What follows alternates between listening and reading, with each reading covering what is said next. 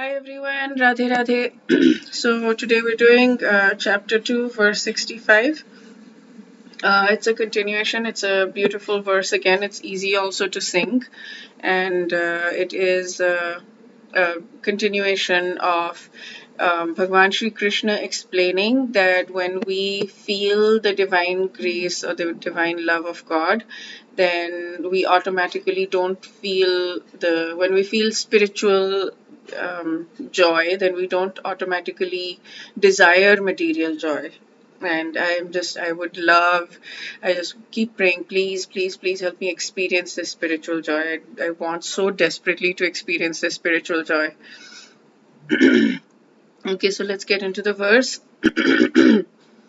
Prasade सर्वदुःखानां हानिरस्योपजायते प्रसन्नचेतसो ह्याशु बुद्धिपर्यवतिष्ठिते बुद्धिर् बुद्धिपर्यवतिष्ठते. Yeah. So prasado sarva dukhanam. So prasad, we saw last time, prasad means the mercy of God. We usually use it for food. A lot of people use it to mean food, but basically it means mercy of God.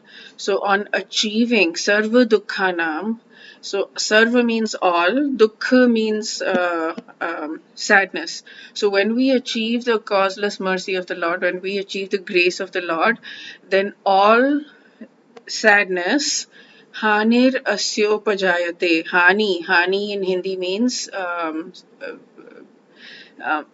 destruction, something that's not good for you. So asya his upajayate takes place. So destruction of material miseries takes place. So when we have prasad, when we have God's mercy, then the destruction of all material miseries takes place. Prasanna Chetaso Hyashu. Prasanna Chetasah. So of the happy minded. Prasanna means happy. Chetna is our being. When we are happy, then our happiness. He certainly ashu very soon. So very soon we become happy minded. Buddhi paryavateshthate. Buddhi, intelligence, pari, sufficiently, avatishthate, becomes established. So intelligence certainly is sufficiently becomes established. So one who is for one thus satisfied in Krishna consciousness, the threefold miseries of material existence exist no longer, and in such satisfied consciousness, one's intelligence is soon well established. So okay, so when we are satisfied, he's saying in Krishna consciousness, basically when we have the mercy of the Lord, then all our miseries no longer happen. And in such satisfied consciousness, in such prasanna chetaso, when we're feeling that, then intelligence is soon well established. And so the example here that he gives in his commentary is when we have like a buffet of things. If we have just one a food item which says doesn't taste very good, then we are very aware of that. But if we have delicious, like many different delicious food items, then if there's one of them is not good, then it doesn't really bother us. We don't care because there's so many other options which are so much better. So it's the same way that when we are in our spiritual consciousness, then the material consciousness just does not matter. Um, and the commentary here by Swami Mukundanand also. Okay, so let me read the translation. By divine grace comes the peace in which all sorrows end, and the intellect of such a person of tranquil mind soon becomes firmly established in God.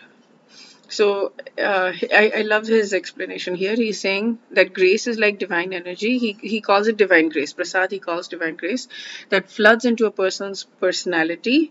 And God, who is Satchidanand. Satchidanand means divine knowledge, divine love, and divine bliss. So when we are entrenched, when the intellect is entrenched like the North Star by the love, bliss, and knowledge of God, then we experience higher taste of divine bliss, and the agitation of spiritual, sensual happiness, material happiness is extinguished.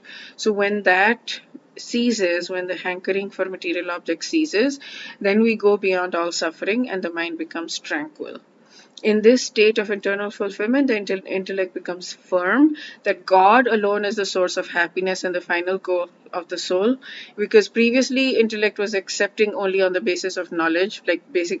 So he also mentions here that that we get our practice from Guru Sadhu Shastra, because to the extent we don't remember Guru Sadhu Shastra, we can't remember properly, and we can't um, we put ourselves to suffering. So eventually, basically, I mean, initially we use our intellect and we remember, and eventually we just become oh, I love this so much. Okay, now I'm getting it even deeper right now. Like, so eventually, initially we put ourselves in a position like we're doing studying the Gita right now, and we're, we make ourselves remember, we make ourselves chant, we make ourselves remember God as much as possible, as often as possible.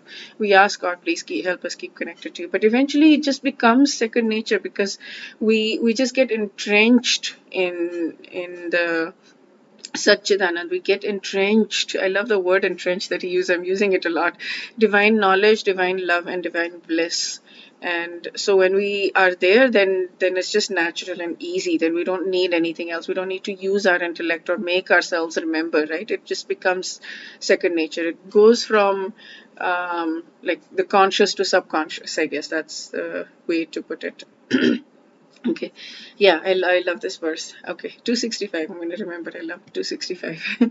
Okay, that's it for today. We will do verse 66 tomorrow.